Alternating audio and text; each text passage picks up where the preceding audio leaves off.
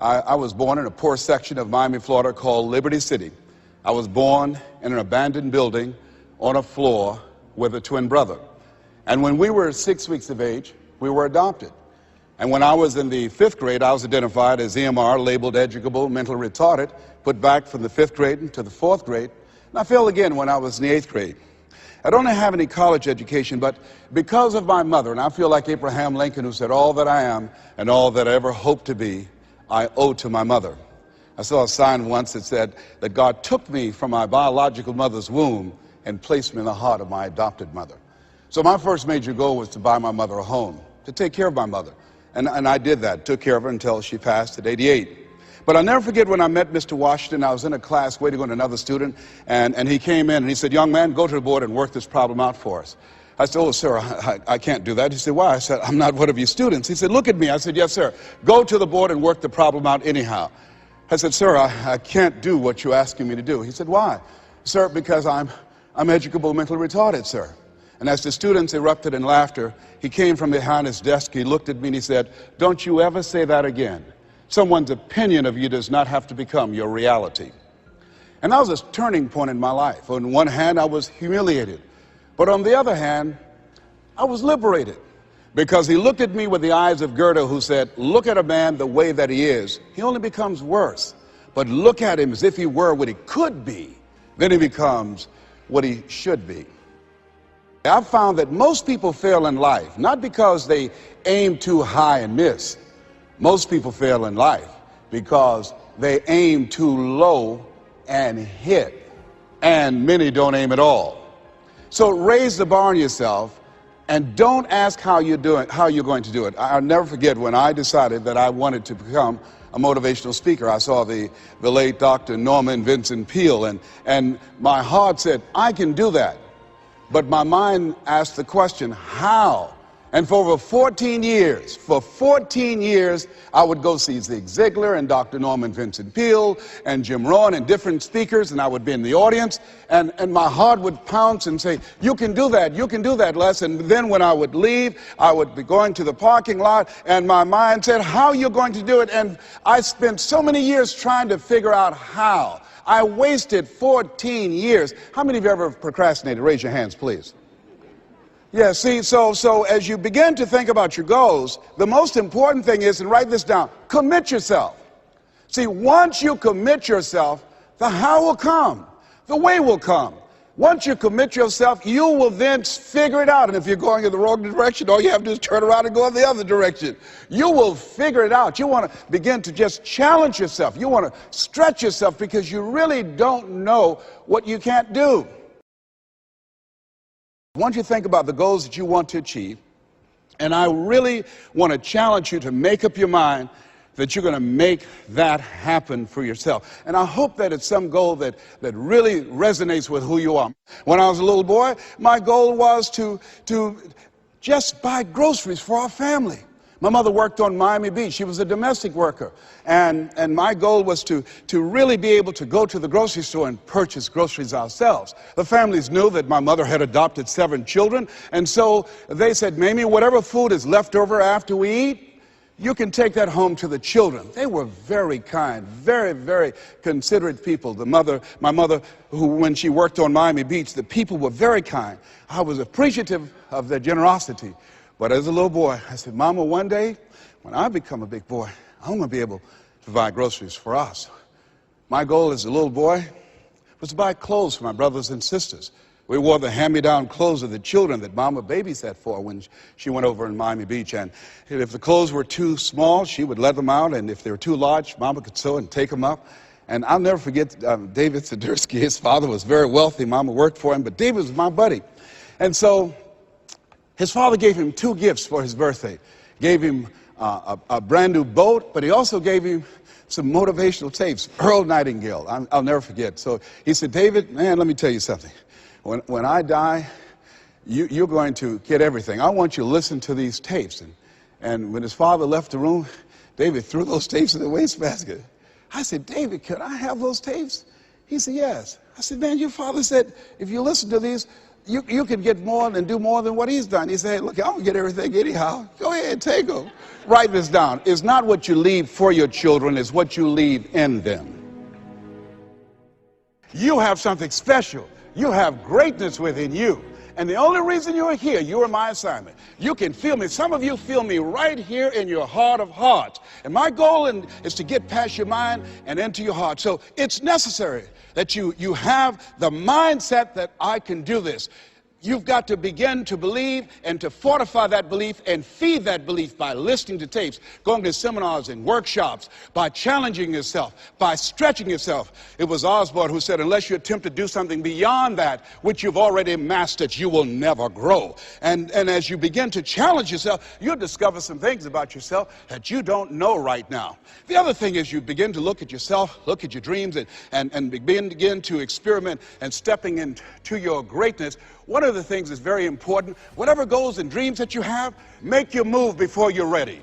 Price Pritchett, who's a great motivator and trainer, said, make your move before you're ready. We're instructed in life to walk by faith and not by sight. See, you want to really begin to stretch yourself. You want to become a risk taker. You want to raise the bar on yourself. Most people won't do that. See, most people engage in low-life living, low-risk living. Viscott said, if you're not willing to risk, you cannot grow. And if you cannot grow, you cannot become your best. And if you cannot become your best, you can't be happy. And if you can't be happy, then what else is there? I like what Helen Keller said, life is short and unpredictable. Eat the dessert first. And so you want to begin to take some chances. You want to begin to challenge yourself and make it okay to fail and learn from your failures. Don't allow fear of failure and the allure, the attractiveness of playing it safe in life to draw you in. You can't get out of life alive. You've got to die to leave here. Other thing is you look at yourself and look at your dreams. Detoxify your life. Write that down. See, I think that most people never achieve their true goals in life because they're surrounded with too many toxic, negative, energy-draining people. You've got to look at the people in your life and ask yourself the question, what is this relationship doing to me? How is it impacting my life? Am I a better person? Sidney Poitier wrote a book called The Measure of a Man. In there he said, when you go for a walk with someone, something happens unconsciously. It's not spoken. Either you adjust to their pace or they adjust to your pace. Whose pace have you adjusted to? See, you want to surround yourself. My daughter, Ona Brown, who's a speaker and coach, she says, call forth your team, but make sure these are people that you can learn from. It's possible you can live your dream. It's necessary that you have the mindset that I'm going to do this. But you've got to take ownership. You've got to decide, hey, I'm going to do this. You've got to take responsibility for your life. George Bernard Shaw said the people that make it in this life, they look around for the circumstances that they want, and if they can't find them, they create them. You've got to decide, it's me. You've got to say, and say this with conviction, I expect to win. I think it's important that we say that. You know, if you ask most people, do you want to become successful? They will say yes. Took my oldest son for a walk, my namesake. You know, we always expect our children to do far more than what we do. Said, Calvin, he wants his own identity. He's Leslie Calvin Brown, Jr. I stopped him, looked him in the eyes, and said, do you want to be successful, son? He said, yes, sir, Dad. Very good. Let's walk, son. Walk further. Stopped him again. I said, Calvin, look me in the eyes, son. Yes, sir, Dad. Do you expect to be successful, son? And he stood there and he looked at me and his eyes got glassy. And he said, let's walk. And the reason that he said, let's walk, because my son is very bright. Of all my children, he's perhaps the smartest one. But Calvin now, over 30, Calvin now, a single parent of 2 daughters, good father. Calvin, now at this stage of his life, he's behind on his dreams. A lot of talent, a lot of abilities. Very conservative. One of those people, great mind, but he just hasn't developed that, things that we want our kids to have, that I want it. Calvin, you got to kick it up a notch, son. You never thought you'd be in your 30s. You got to kick it up a notch. You got to increase your energy in order to live your dreams. You can't be casual about your dreams. Bill Bailey said, if you're casual about your dream, you'll end up a casualty. Shake someone's hand on your right and left and say, kick it up a notch.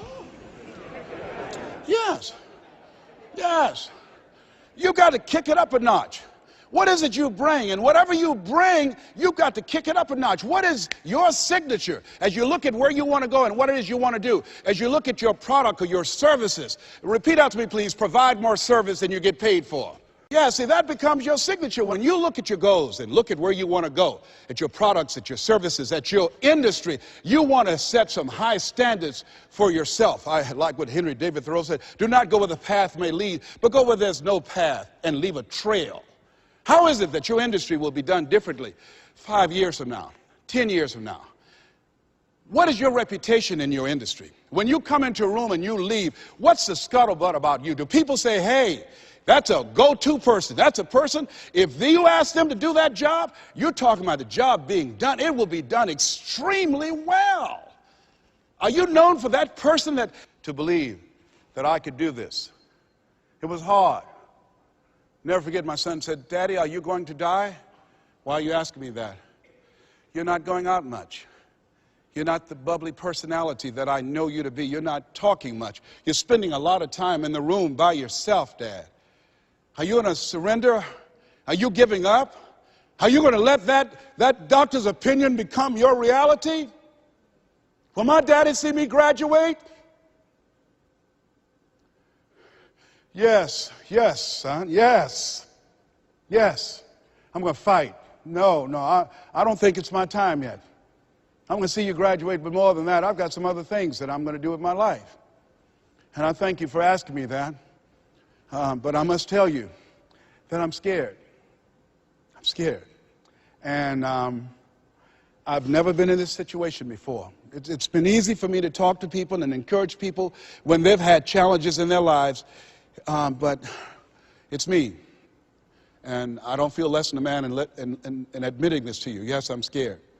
And I need some help. Repeat after me, please. Ask for help. Not because you're weak, but because you want to remain strong. And ask for help. And don't stop until you get it. Yes. See, life is hard. And there are some moments in life when you're going to need some help. You're going to need somebody to speak to you. You're going to need somebody to say something to you. I have a friend of mine, Willie Jolly, who's a motivational speaker. He said, a setback is a setup for a comeback. I had to listen to Willie's tapes. I have another friend, Kevin Brace, who's a speaker. He said, Les, come on, man, you can do this. You can make this happen. You can hit a home run. It's a done deal. You are Les Brown. That cancer's got to get out of your body. I said, talk to me, Kevin. Talk to me. That's what I need to hear. I needed to hear those words. I don't care who you are. Many people won't allow themselves to ask for help because of pride. Pride cometh before a fall. Because of ego. Ego means edging God out. No, ask for help. Not because you're weak, but because you want to remain strong. And ask for help and don't stop until you get it. I'm here because a lot of people helped me. I'm here because a lot of people believed in me at a time when I was struggling to believe in myself. The other thing is, let us say together, it's worth it. Yeah, see, I think, and write this down, you got to find 5 reasons that will make it worth it for you. 5 reasons. What will make it worth it for you? Mine was, I want to take care of my mother. Mine was, I want to do something with my life. What will make it worth it for you? Mine is, I want to leave a legacy. Mine is, I refuse to die an unlived life. What will make it worth it for you? Repeat after me, please. You got to be hungry. No one could have convinced me that I would be doing what I'm doing right now. You know, the easiest thing I do every year is go into a sales organization and dramatically increase their sales, or go into a prison and enable prisoners to see themselves differently and teach them the methods and techniques of how to plug into the system, or motivate young people to begin to see how they can have a vision of themselves in the future and fit. That's the easiest thing I do, or train a speaker to help them to leverage their experience as a speaker and say, look, speaking is a projection of who you are, not who you think you ought to be. and come with power from a platform. That's the easiest thing I've ever done. Let me share with you the most difficult thing I've ever done.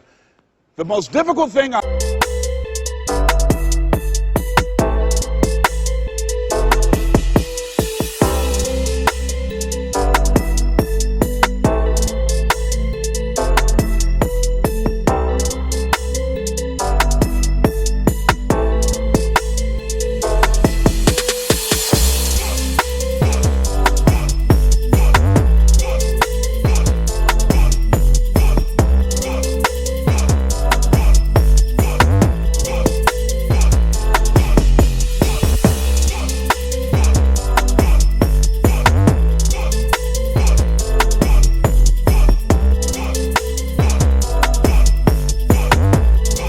ever done was to believe that I can do what I'm now doing. No one could have convinced me, just given my circumstances. I earn millions of dollars every year. No one could have convinced me. If both my parents came up here right now, I would not know either one. No one could have convinced me, being labeled educable, mentally retarded, born in an abandoned building on a floor in Liberty City, poor section of Miami, Florida, failing twice in school, no college training, never worked for a major corporation. I did not know how I can do what I'm doing right now. I'll never forget Mike Williams, my mentor. I think a lot of people fail in life because of the fact that they need some mentoring, they need some coaching. When you begin to understand and acknowledge your fear, and you go forth anyhow, you go forth in a spirit and a knowing that there's a way that you can begin to handle this. There's a way out here somewhere. There's a solution. What it is that you're seeking, that you have the capacity to whatever comes up, to handle it, to face it. And rather than feeling powerless, you begin to feel powerful. See, when all of the major downsizings that are taking place around this country, there are a lot of people who are biting their fingers in fear that they might lose their jobs. But there are few people who have decided within themselves, I'm going to make it. Some people aren't waiting to be cut.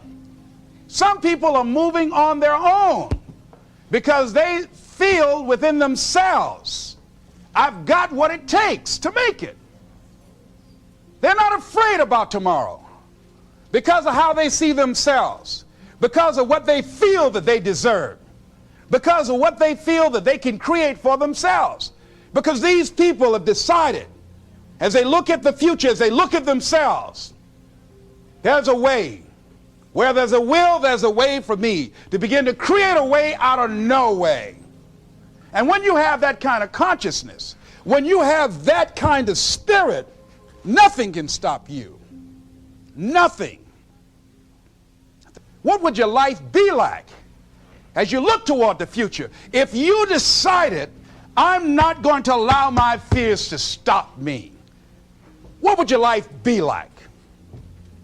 What would your future be like if you decided to want that which you desire so strongly that it prepares you past your fears, that you experience the fear, as the one book says, feel the fear and do it anyway?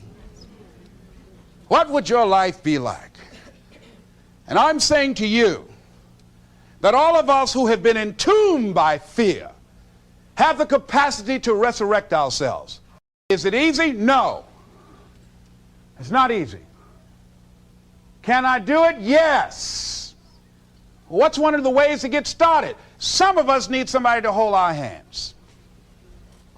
Sometimes we need somebody to help us out. Be willing to say, I don't know. Be willing to reach out. Be willing to get some assistance to take you to the next level. One great athlete, you never expect boxers to make profound statements. I think it was Joe Frazier who said this one. He says, all of us are like the blind man at some point in our lives standing on the corner waiting for somebody to lead us across.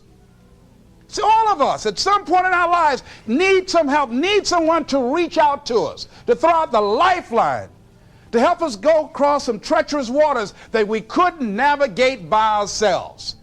None of us do it by ourselves. All of us at some point of our lives. We need that kind of help. We need that kind of assistance because we grow from the people we have in our lives that can enrich our lives personally, professionally, spiritually, and all the dimensions of our lives.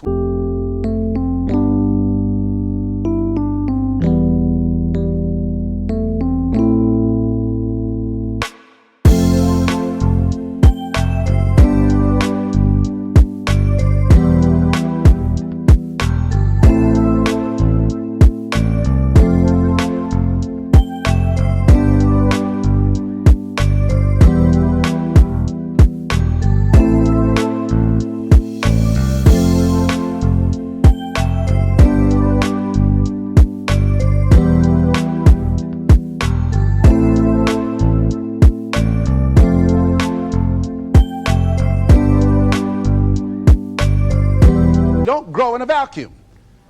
So as you look at yourself, what are the fears you have that maybe you need some help in strengthening yourself in that area? As you assess your strengths and your weaknesses, as you begin to approve yourself and your passions and your dreams and your goals and the things that you want, if you decide to experience all of your true potential, as you decide to manifest all of your greatness, as you decide, wait a minute, what else is available to me out here?